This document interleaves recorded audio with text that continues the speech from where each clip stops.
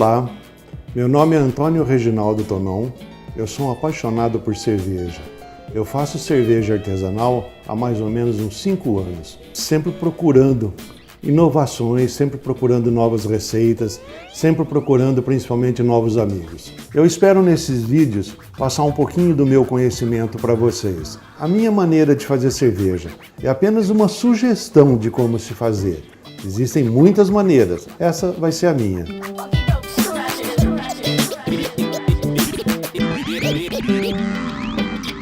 Nesse primeiro episódio da série, pretendo apresentar para vocês diferenças entre as cervejas industrializadas e as cervejas artesanais, mostrando um pouquinho do processo de fabricação, de matéria-prima usada, de equipamento usado.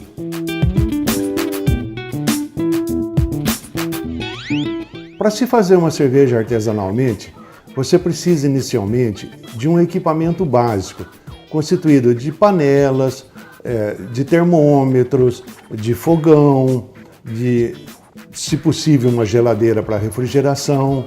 Precisa, claro, das matérias-primas. Você precisa elaborar suas receitas. Você precisa ainda de muito estudo, muita dedicação, muita paciência para que você obtenha bons resultados.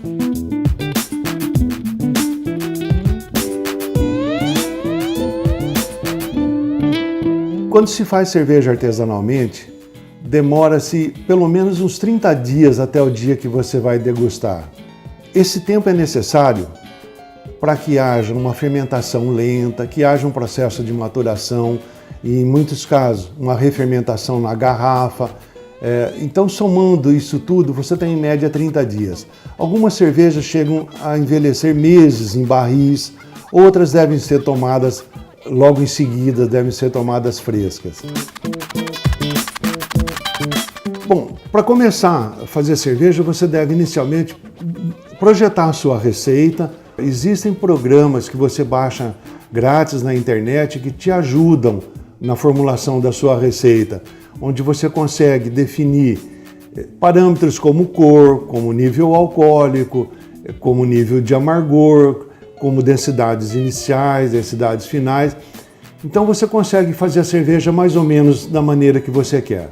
Escolhida a sua receita, você vai então pesar os maltes, pesar os outros ingredientes como lúpulo e fermento, você vai medir a sua água, você vai então moer os maltes, a combinação de maltes que você projetou. Esses maltes moídos, eles serão cozidos em tempos e temperaturas programadas num processo chamado braçagem.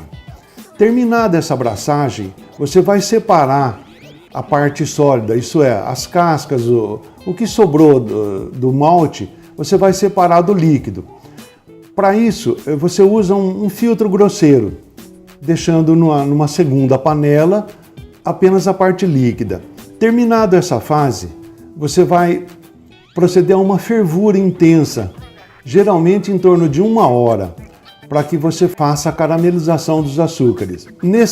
Nessa etapa de caramelização, será acrescentado o lúpulo, que vai te dar o amargor e é o conservante natural da cerveja. Terminada a fase de lupulagem e fervura, você vai então resfriar essa parte líquida toda, chamada mosto. Você vai resfriar até a temperatura necessária para a fermentação. Terminado o período de fermentação, onde você tem instrumentos para medir o término dessa fermentação, você vai então fazer a maturação numa temperatura geralmente muito mais baixa do que a da fermentação. Nessa etapa, já que não foi filtrada a sua cerveja, as partes sólidas que ficaram ainda depois da fervura, elas decantarão. Então você vai conseguir, por um processo de sifonização, separar essa parte sólida da parte líquida, deixando a sua cerveja mais límpida.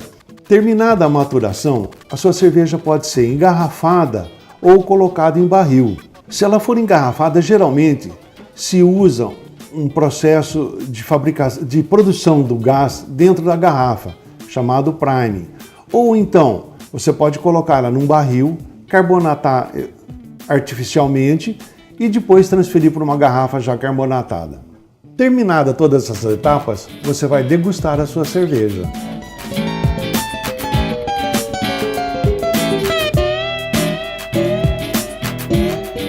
Para quem está começando, estima-se que o custo médio de uma garrafa de matéria-prima é em torno de R$ 3,00 a garrafa.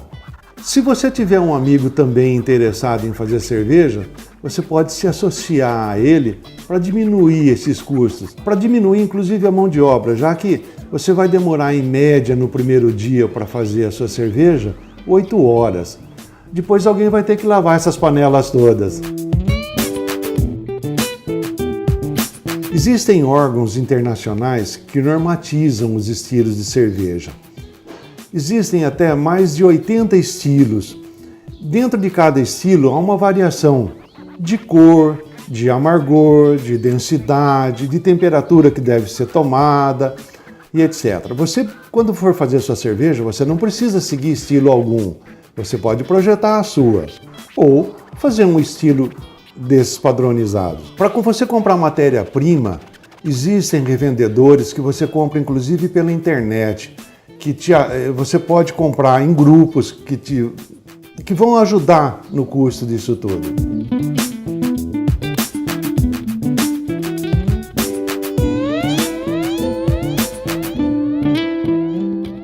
Esse foi o primeiro episódio.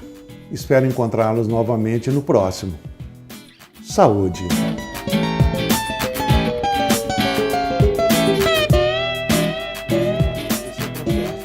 Essas panelas, preferencialmente, deverão ter torneiras na parte baixa.